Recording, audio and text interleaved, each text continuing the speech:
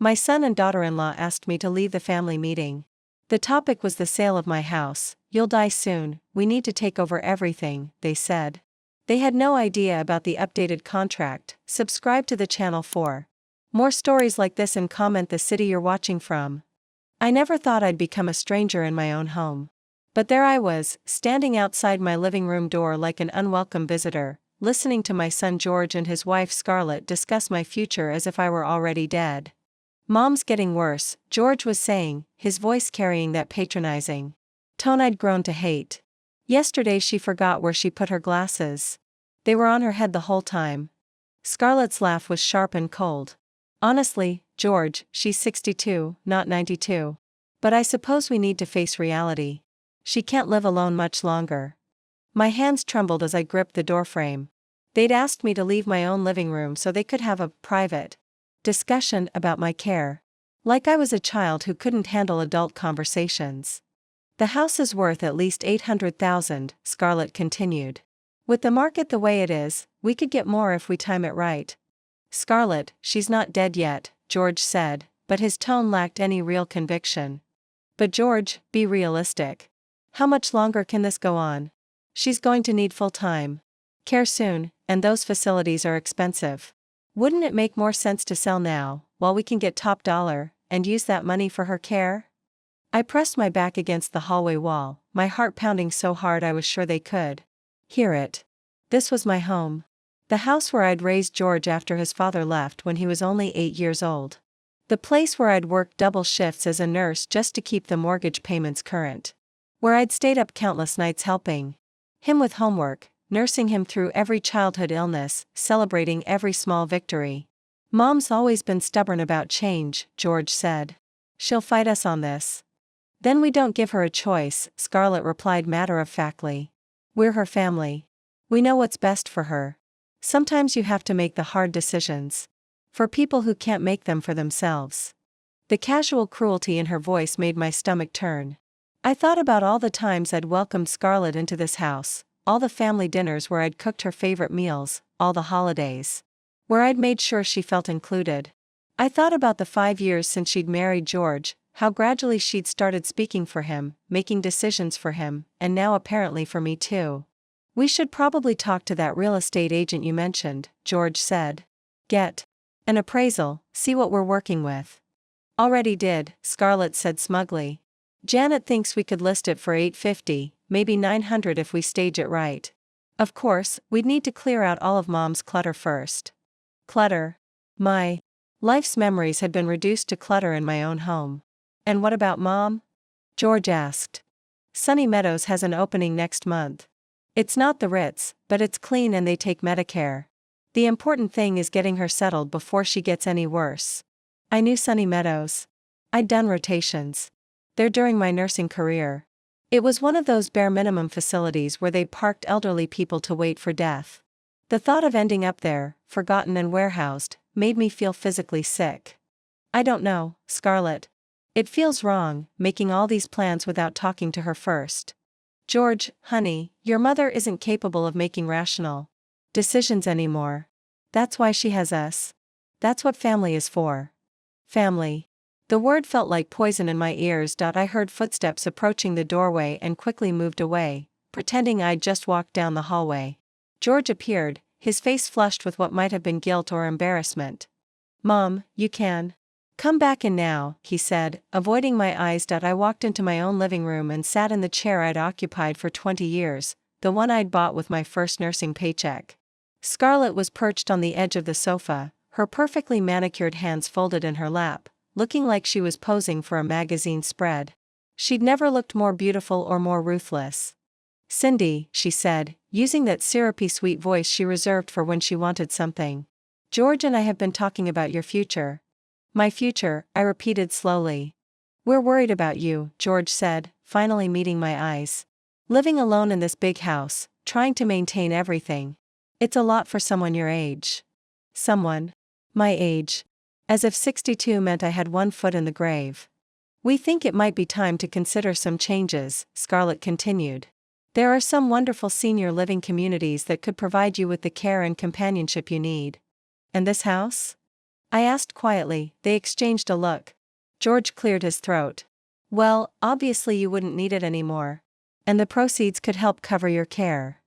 Your care, Scarlett added quickly, as if that made it sound less mercenary. I sat there looking at them, these two people who were supposed to love me, watching them carve up my life like vultures picking at a carcass. The worst part wasn't their greed. It was their certainty that they had the right to make these decisions for me. I need some time to think about this, I said finally. Scarlett's smile tightened almost imperceptibly. Of course. But Cindy, we can't wait too long. These things take time to arrange, and the sooner we start the process, the smoother it will be for everyone. After they left, I sat alone in my living room, staring at the family photos on the mantel.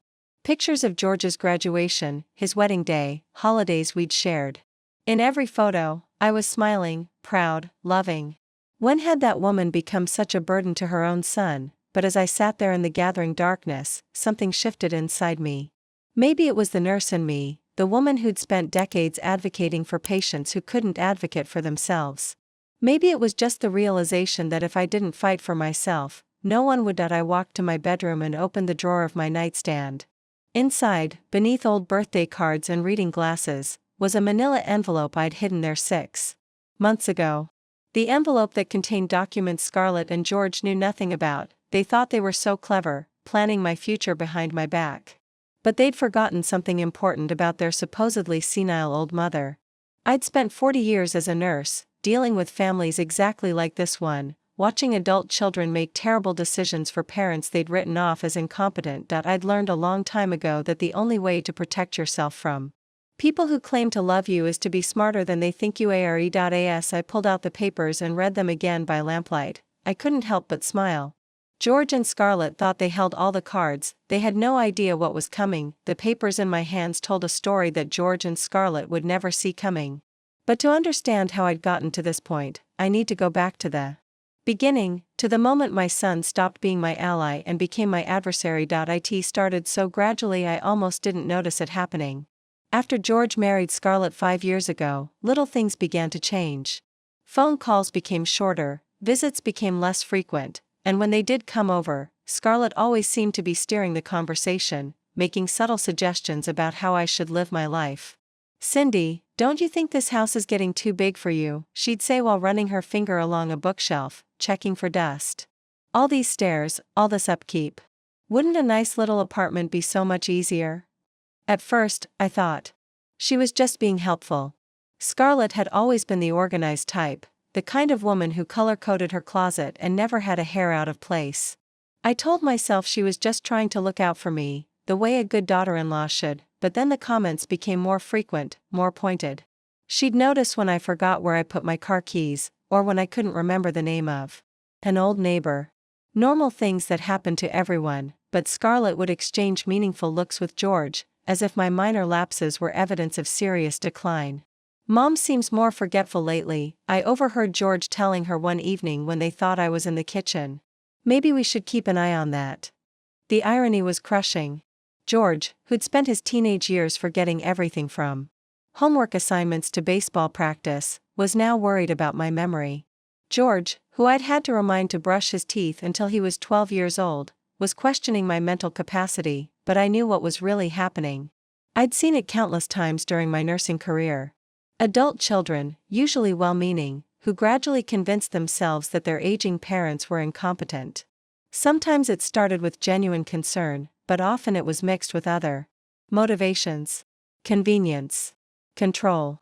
And yes, sometimes greed. The turning point came about 6 months ago, during what I now realize was Scarlett's first real test of my awareness. She'd suggested I consider giving George power of attorney, just in case something happens. It's just a precaution, she'd said, her voice dripping with false concern. You never know when you might need someone to help make decisions. Wouldn't you feel better knowing George could step in if needed? That night, alone in my bedroom, I'd felt something cold settle in my stomach. I'd spent decades helping families navigate exactly these kinds of situations. I knew the signs, the language, the progression. I was being positioned as incompetent.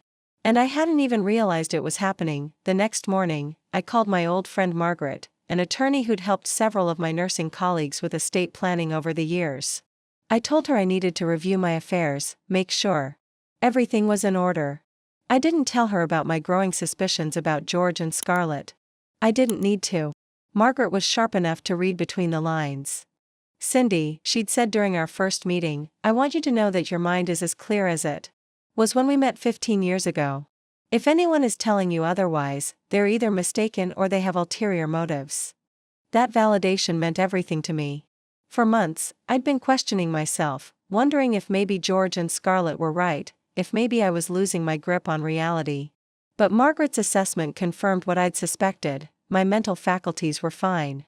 What wasn't fine was being gaslit by my own family. Working with Margaret, I'd spent the next several months quietly restructuring my affairs. The house, my savings, my retirement accounts, everything went into an irrevocable trust with Margaret's firm as the trustee. On paper, I no longer owned anything. In reality, I'd given myself complete protection from exactly the kind of manipulation I'd witnessed in that living room conversation. The trust was designed to provide for my care for the rest of my life, but it also included specific provisions about who could and couldn't benefit from my estate.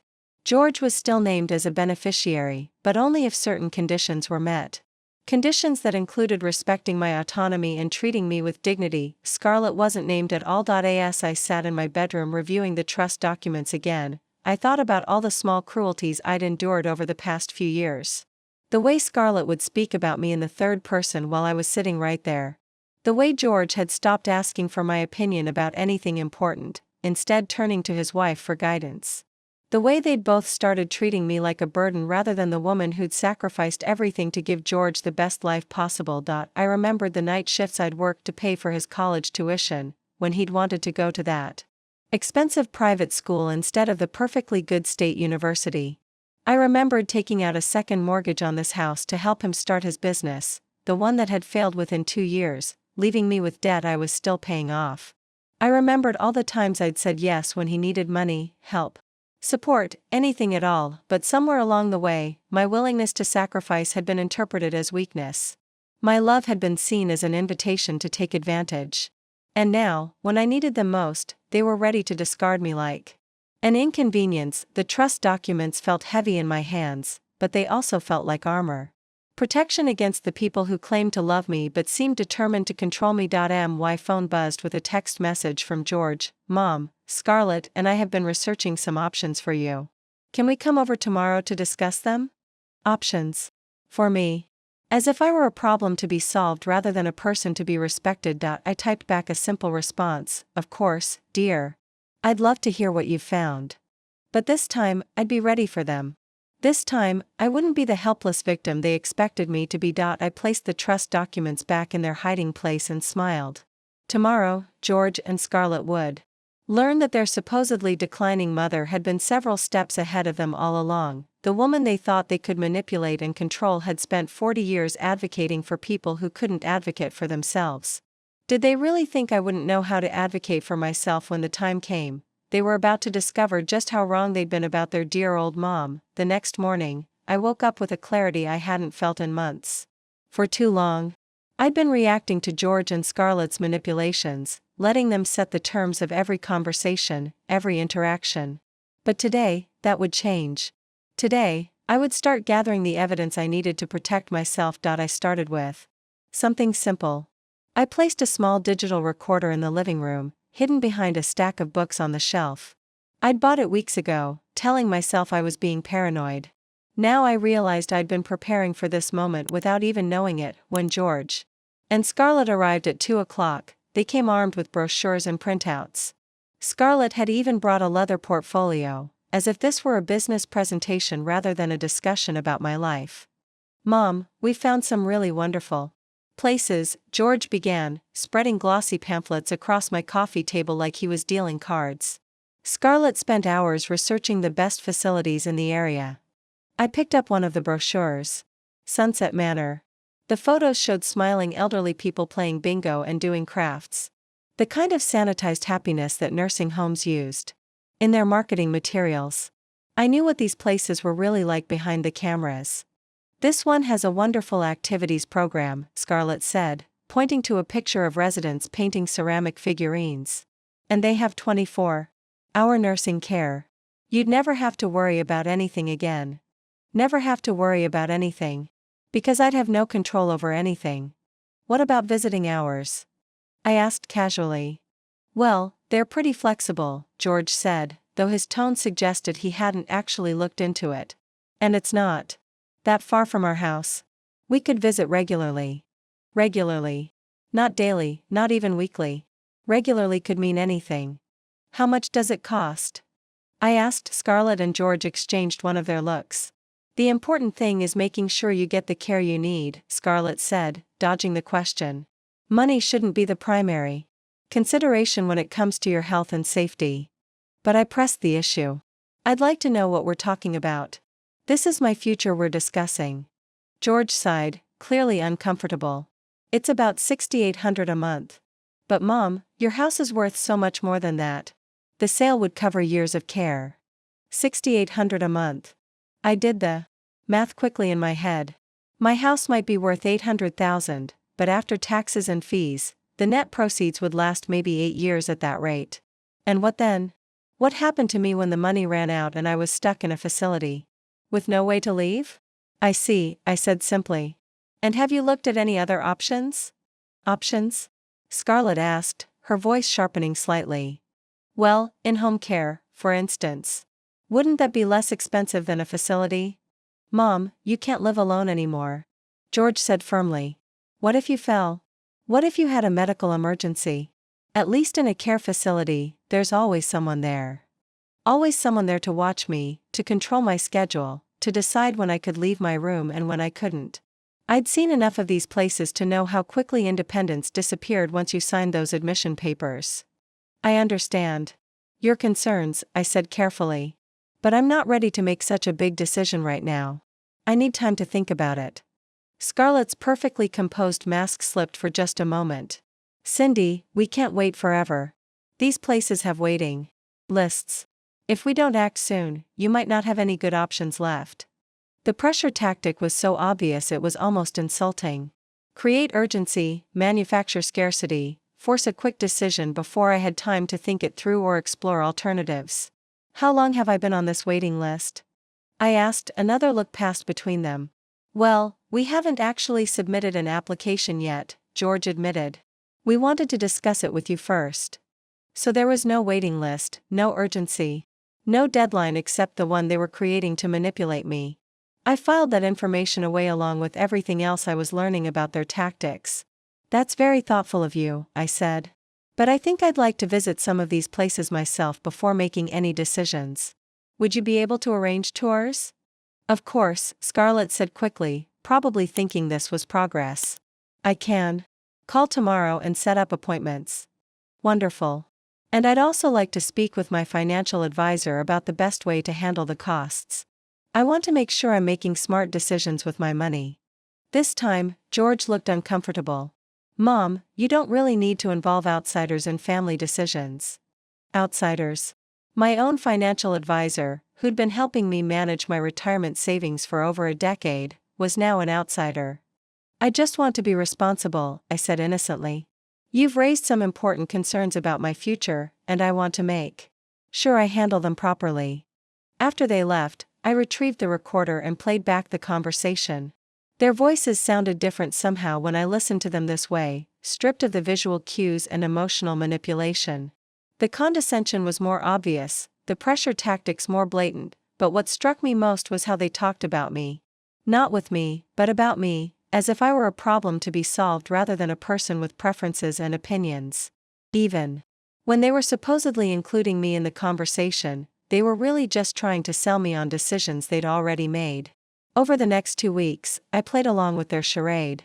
I toured the facilities they'd selected, asked questions, took notes. But I also did my own research.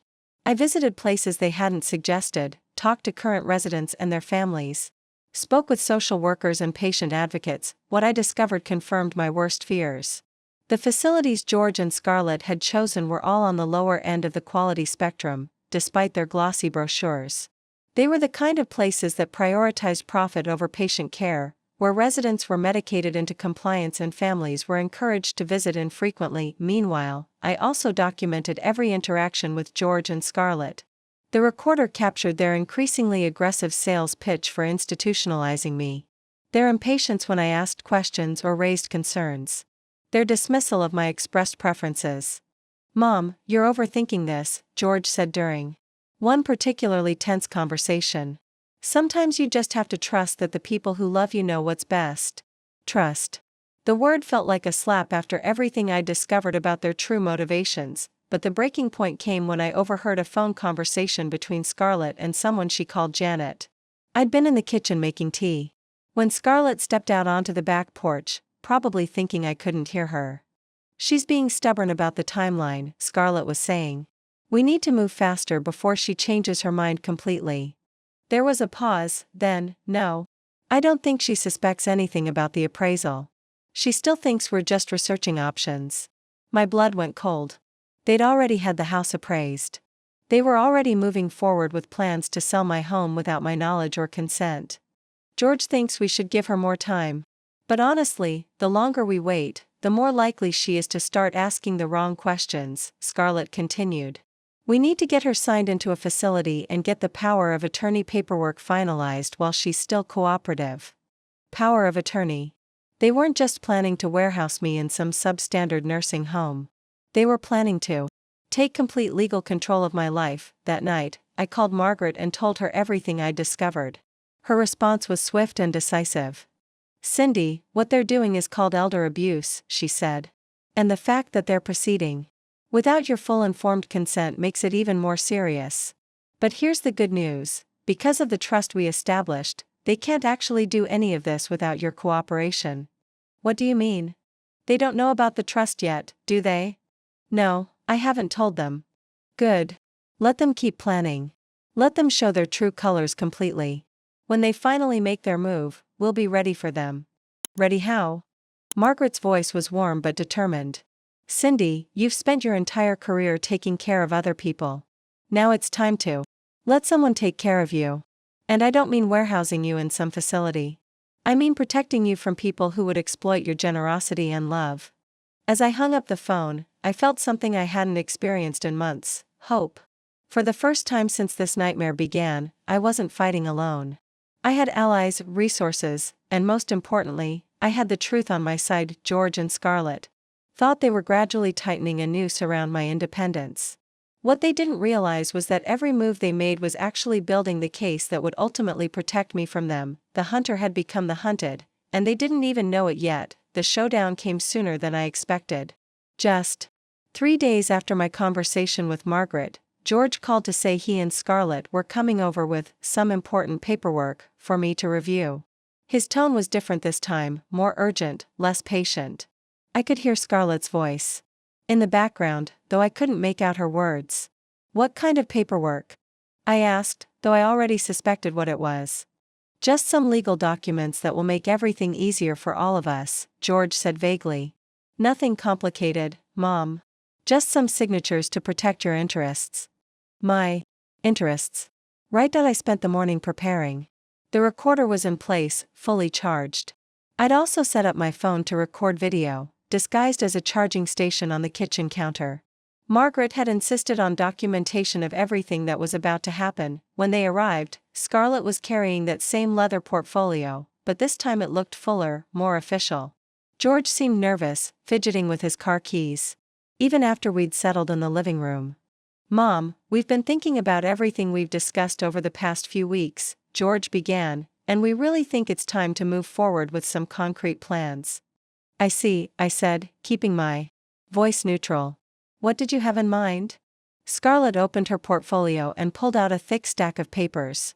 "We found the perfect place for you," she said, sliding a set of admission papers across the coffee table.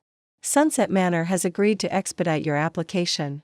You could move in as early as next week." Next week.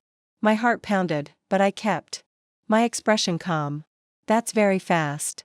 "We don't want to lose the opportunity," George said quickly.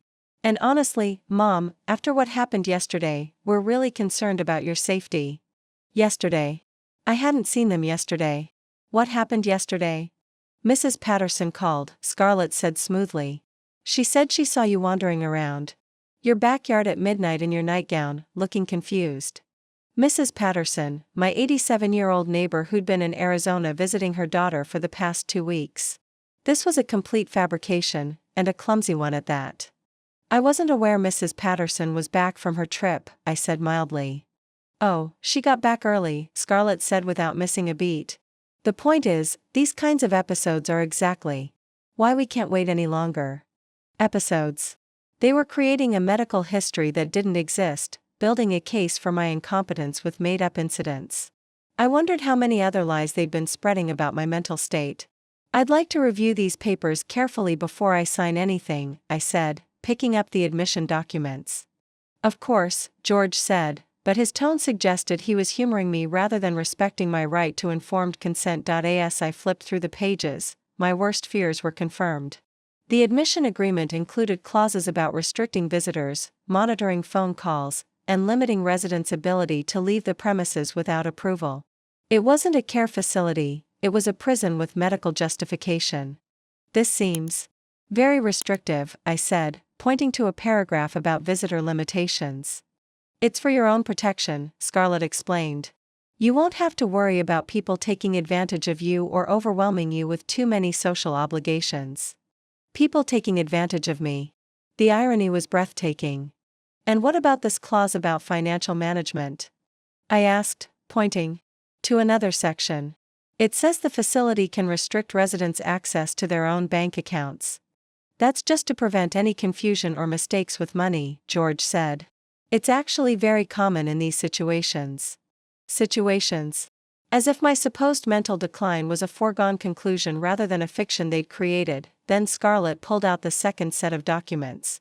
And this is the power of attorney paperwork, she said, sliding it toward me with the kind of smile she usually reserved for convincing George to buy her expensive jewelry. This will allow George to help manage your affairs while you're getting settled in your new home. I looked at the documents, and my breath caught. This wasn't a limited power of attorney for specific purposes. This was a comprehensive document that would give George complete control over every aspect of my life. My finances, my medical decisions, my living arrangements, everything. This is very broad, I said, reading through the powers it would grant him. It basically signs over my entire life to George. Mom, that's the point, George said, his patience finally showing cracks. You need someone to take care of these things for you. But what if I disagree with a decision George makes? What recourse would I have? Scarlett and George exchanged one of their looks. Mom, George said, his tone becoming more condescending, if you're in a position to be making rational decisions, then you wouldn't need the power of attorney in the first place. A perfect catch-22. If I was competent enough to object to their decisions, then I didn't need a guardian. But if I objected to their decisions, that was proof I wasn't competent. I need some time to think about this, I said, setting the papers aside. There isn't time, Scarlett said, her mask finally slipping completely. The facility needs these documents by tomorrow, or they'll give your spot to someone else. And the power of attorney needs to be executed before you move in, George added. It's a requirement of the admission process. More lies, more pressure tactics. I'd already verified with Margaret that no legitimate care facility would require a power of attorney as a condition of admission. I'm not comfortable signing these today, I said firmly. The temperature in the room seemed to drop 10 degrees. George's face flushed red, and Scarlett's perfectly composed expression turned cold and calculating. Mom, we're trying to help you, George said, his voice rising. Why are you making this so difficult? I'm not trying to be difficult. I just want to understand what I'm signing. You don't need to understand every detail, Scarlett snapped. That's why you have family to help you make these decisions. But they're my decisions to make, I said quietly. No, they're not. George exploded, jumping to his feet. You're not capable of making these decisions anymore. You forget where you put things, you get confused about simple tasks, you wander around outside in the middle of the night. You need help, and we're trying to give it to you. The outburst was revealing. In multiple ways. George was clearly frustrated that I wasn't cooperating with their timeline. But more than that, he seemed genuinely convinced that I was incompetent, despite having no real evidence to support that belief. George, I think you're overreacting, I said calmly. Overreacting? Scarlett stood up as well, her voice sharp with anger. Cindy, you're being selfish and stubborn. George is sacrificing his time and energy to take care of you, and this is how you repay him. Sacrificing his time and energy. To steal my house and warehouse me in a substandard nursing home. I appreciate George's concern, I said, but I'm not ready to make these decisions today. When will you be ready? Scarlett demanded. When you're lying on the floor with a broken hip? When you forget to turn off the stove and burn the house down? When you get lost driving and never find your way home? The scenarios were becoming more dramatic, more frightening. They were trying to scare me into compliance, painting pictures of disasters that would justify their intervention. Maybe never, I said quietly. The silence that followed was deafening. George stared at me as if I'd slapped him. Scarlett's face went through a series of expressions, from shock to anger to cold calculation. What do you mean, never? George asked slowly. I mean maybe I don't want to sign over my life to other people, even if those people are family. But Mom, you don't have a choice, George said, his voice taking on a desperate edge. You can't live alone anymore. You can't take care of yourself. You need us. Do I? I asked. Or do you need me to need you? The question hung in the air like a challenge. Scarlett recovered first, her lawyer instincts kicking in. Cindy, you're clearly not thinking rationally, she said, her voice becoming clinical and cold. George, I think we need to consider other options. Other options? I wondered what those might be. Trying to have me declared incompetent? Attempting to get guardianship through the courts? Or something more direct and immediate? What other options? I asked. George looked genuinely pained. Mom, if you won't accept help voluntarily, we might have to explore legal alternatives. Legal alternatives. They were threatening to have me committed or declared incompetent if I didn't cooperate with their plans. I see, I said. So this is really an ultimatum. Sign over my life willingly, or you'll try to take it by force. It's not like that, George protested, but his voice lacked conviction. Then what is it like? I asked. Neither of them answered. They just stood there, looking at me with expressions that mixed frustration, anger, and something that might have been guilt. Finally, Scarlett gathered up the papers. We'll give you 24 hours to reconsider, she said coolly. But after that, we'll have to move forward with or without your cooperation. For your own good, George added weakly. After they left, I sat in my living room for a long time, staring at the family photos on the mantel. When had love become indistinguishable from control? When had care become synonymous with elimination of choice? I picked up my phone and called Margaret. It's time, I said when she answered. They've shown their hand completely. I'm ready to show them mine. The next morning, I woke up feeling lighter than I had in months. Today was the day I would finally stop being a victim and start being the strong woman I'd always been. Margaret was coming over at 10 o'clock, bringing documents that would change everything. George called at 8:30, his voice tight with barely controlled frustration. Mom, have you thought about what we discussed yesterday? I have, I said calmly. And? I've decided I want to have a family meeting. With everyone present. Including my attorney. There was a long pause. Your attorney? Mom, why do you need an attorney? We're your family. That's exactly why I need an attorney, I said. Another pause, then Scarlett's voice in the background, though I couldn't make out her words.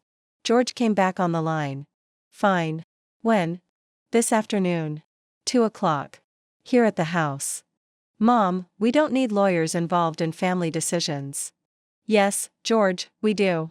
Especially when those family decisions involve legal documents and institutional commitments.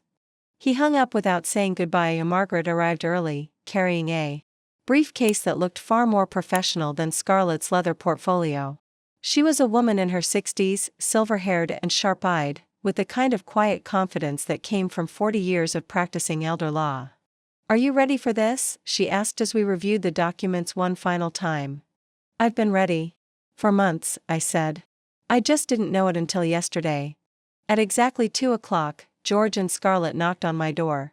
They looked like they were dressed for battle, George in his best suit, Scarlett in a power outfit that probably cost more than my monthly grocery budget. They were clearly trying to intimidate my attorney with displays of affluence and authority. It didn't work.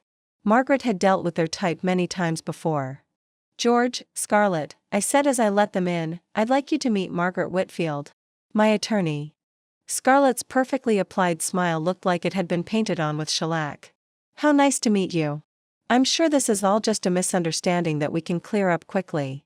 I'm sure we can, Margaret replied smoothly. We settled in the living room, with Margaret and me on one side and George and Scarlett on the other. The battle lines were clearly drawn. Mom, George began, I'm not sure why you felt the need to involve an attorney in what should be a private family matter. Because it stopped being a private family matter when you started threatening legal action against me, I said. We never threatened anything, Scarlett protested. We're just concerned about your welfare. Margaret opened her briefcase and pulled out a small device. I have recordings that suggest otherwise, she said calmly, the color drained from Scarlett's face. Recordings? Yes. Cindy has been documenting your interactions for the past several weeks. Your conversations have been quite illuminating. George looked confused. What recordings? Mom, what is she talking about?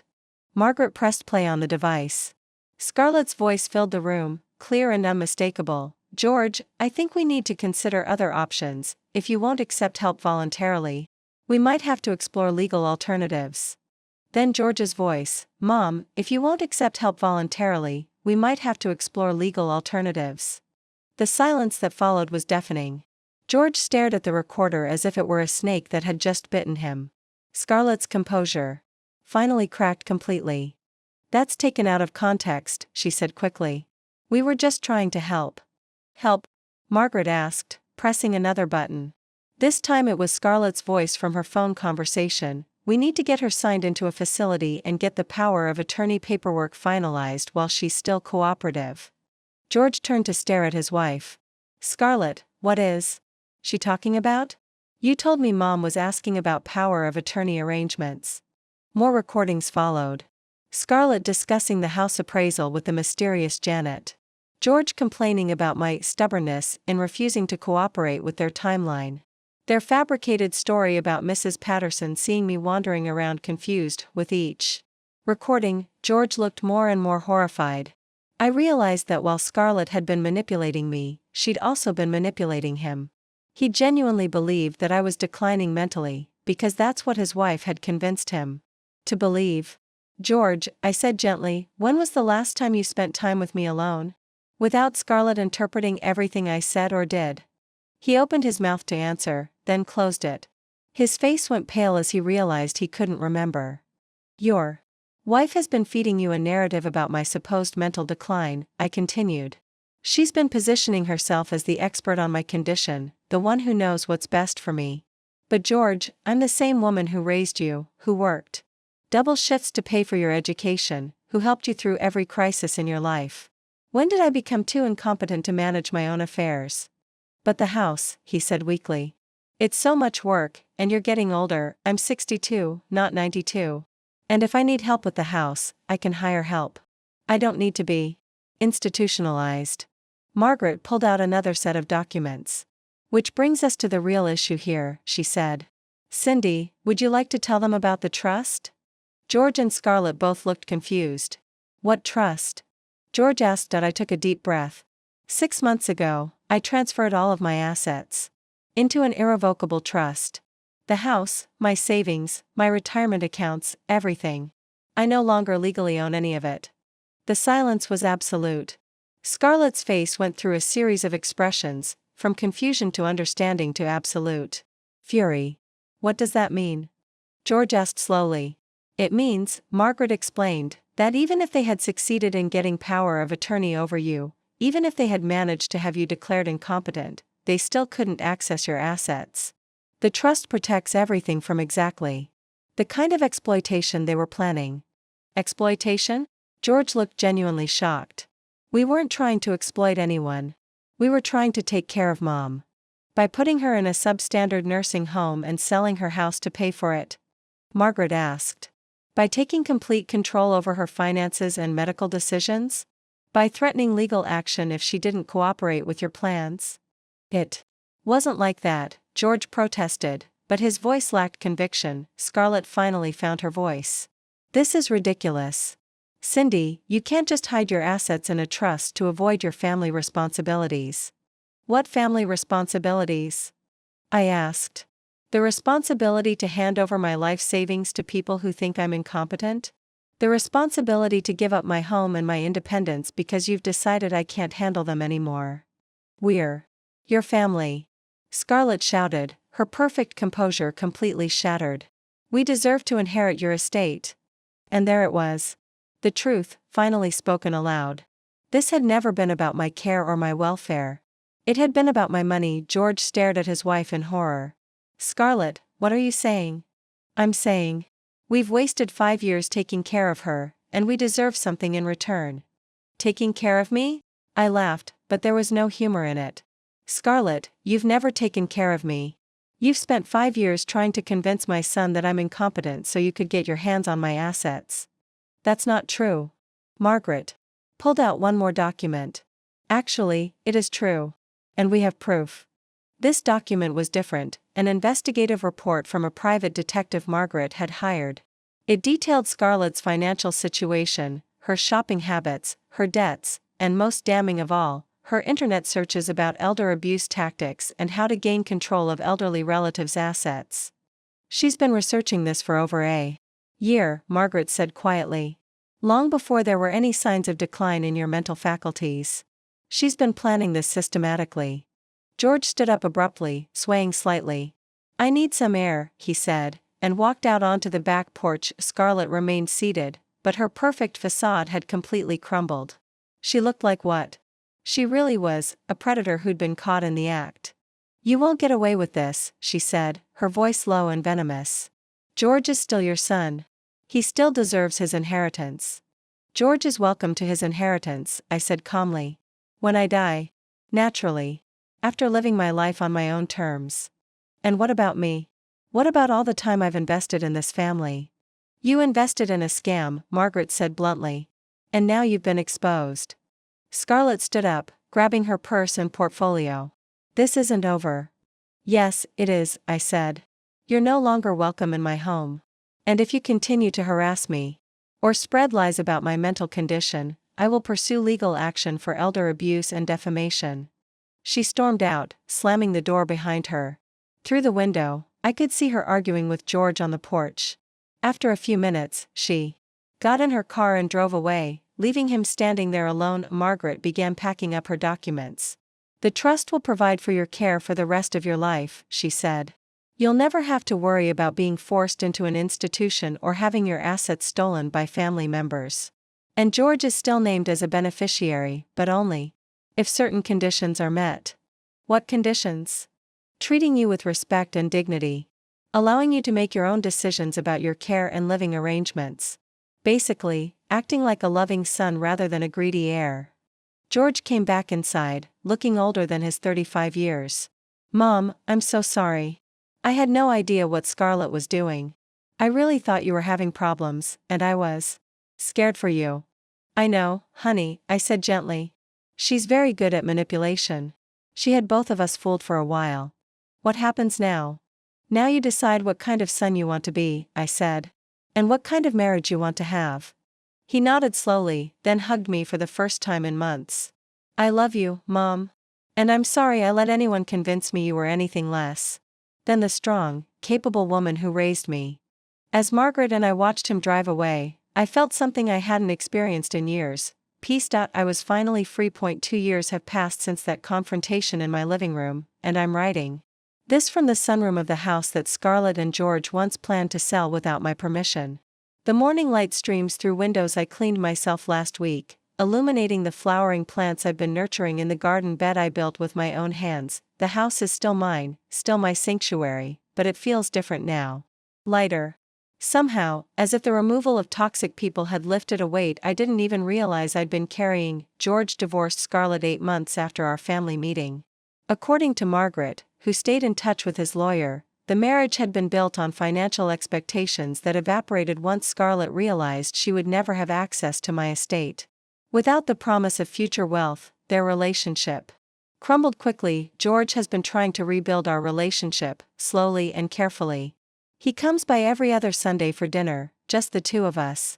We talk about his work, his feelings, his regrets about how he'd let Scarlett influence his judgment.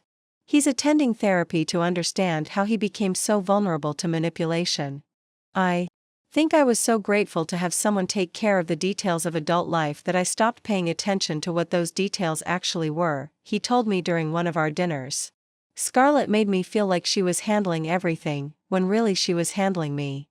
Last month, he brought me flowers for my birthday, not the expensive arranged bouquet that Scarlett used to order, but a simple bunch of daisies he'd picked from his own garden. They meant more to me than any elaborate gift ever had. The trust that Margaret helped me establish has worked exactly as intended. I have complete financial security for the rest of my life, along with ironclad protection against anyone who might try to exploit or control me. The trust pays for a housekeeper who comes twice a week, a gardener who helps with the heavier yard work, and any medical care I might need. I live comfortably but not extravagantly, and I make my own decisions about how to spend my time and money. I've also discovered a new purpose in life. After word spread through Margaret's professional network about how we documented and prevented elder abuse, I started getting calls from other attorneys dealing with similar situations. They wanted to know about my recording techniques, my evidence-gathering methods, and most importantly, how I'd found the courage to fight back, that led to my becoming a volunteer consultant for the county's Adult Protective Services Department. I help them train caseworkers to recognize the subtle signs of financial and emotional abuse by family members. I've also started speaking at senior centers and community groups about protecting yourself from exploitation. The hardest cases are the ones where the abuse comes from loved ones, I tell the audiences. We want so badly to believe that family members have our best interests at heart that we ignore obvious warning signs. But love doesn't require you to give up your autonomy. Care doesn't mean control. Many of the women who attend my talks have their own stories of children or spouses who've tried to manipulate them into surrendering their independence. Some are in the early stages of recognizing the abuse, others are ready to fight back but don't know how. A few are like I was 2 years ago, trapped in situations they can't see a way out of. I always tell them about the trust, about documentation, about the importance of having independent legal advice. But most importantly, I tell them that they're not alone and they're not powerless. Last week, a 73-year-old woman named Dorothy attended one of my presentations. Her daughter and son-in-law had been pressuring her to sell her condo and move in with them, ostensibly for her safety, but really so they could access her home equity. Dorothy had been feeling guilty for resisting their pressure until she heard my story. I thought I was being selfish for wanting to keep my independence, she told me after the presentation. But you're right, they're not asking me to live with them because they want my company. They're asking because they want my money. Dorothy met with Margaret the following week and set up her own protective trust. Her daughter was furious when she found out, threatening to cut off contact with her grandchildren if Dorothy didn't change her mind. But Dorothy held firm. If love comes with conditions, she told me, then it's not really love, is it? Stories like Dorothy's remind me why this work matters. Elder abuse by family members is one of the most underreported crimes in America, partly because the victims are often ashamed to admit that their own children or spouses are exploiting them. They blame themselves for raising ungrateful children, or for being too trusting, but it's not their fault. The fault lies with people who see vulnerability as opportunity, who mistake love for ownership, who believe that caring for someone gives them the right to control that person. Sometimes I wonder what would have happened if I hadn't overheard that conversation between George and Scarlett, if I hadn't recognized the manipulation tactics from my nursing career, if I hadn't had the foresight to protect myself legally. I might be sitting in a substandard nursing home right now, watching television in a common room and wondering why my son never visits. Instead, I'm sitting in my own sunroom, planning the vegetable garden I want to plant next spring and looking forward to the book club meeting I'm hosting next week.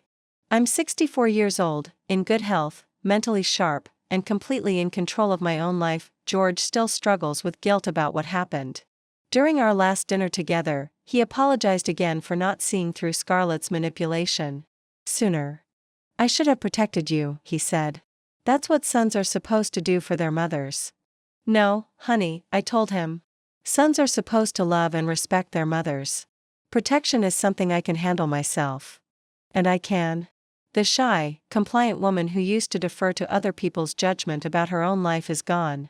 In her place is someone who knows her own worth, who trusts her own instincts, who refuses to be diminished by other people's greed or manipulation. I still love George, but it's a different kind of love now, one with boundaries, conditions, and consequences. He earns my trust through his actions, not through the accident of biology that made him my son. Our relationship is healthier now because it's based on mutual respect rather than obligation. As for Scarlett, I heard through mutual acquaintances that she remarried quickly after the divorce, to a widower with substantial assets and adult children who don't live nearby. I feel sorry for her new husband and hope his family is more vigilant than we were, but that's not my concern anymore. My concern is living my life fully and freely, helping other women do the same, and never again allowing anyone to make me feel like a burden in my own existence. The afternoon sun is warming the sunroom as I finish writing this. In a few hours, Margaret is coming over for our monthly dinner, not as attorney and client anymore, but as friends. We're going to try a new recipe for seafood risotto and talk about the community garden project we're planning for next spring. Tomorrow, I'm driving to the coast for a long weekend at a bed and breakfast I've been wanting to visit. George offered to drive me, but I politely declined. I like driving myself these days. I like making my own schedule, choosing my own destinations, deciding for myself when I want company and when I want solitude. Freedom, I've learned, isn't just about having money or legal protections, though those things matter. Real freedom is about knowing that you have the right to make your own choices, even if other people think those choices are wrong. It's about understanding that you don't owe anyone your independence in exchange for their love. Most importantly, it's about recognizing that you are never too old, too vulnerable, or too dependent on others to stand up for yourself when the situation requires it. I used to think that aging meant gradually giving up control to younger, supposedly wiser people. Now I know that wisdom comes from experience, and I have more of it than most people half my age. I've earned the right to make my own decisions, and I'll defend that right as long as I draw breath. The house is quiet around me, but it's a peaceful quiet, not a lonely one. This is my home, my sanctuary, my kingdom. And I am its sole and undisputed ruler. That's exactly how it should be.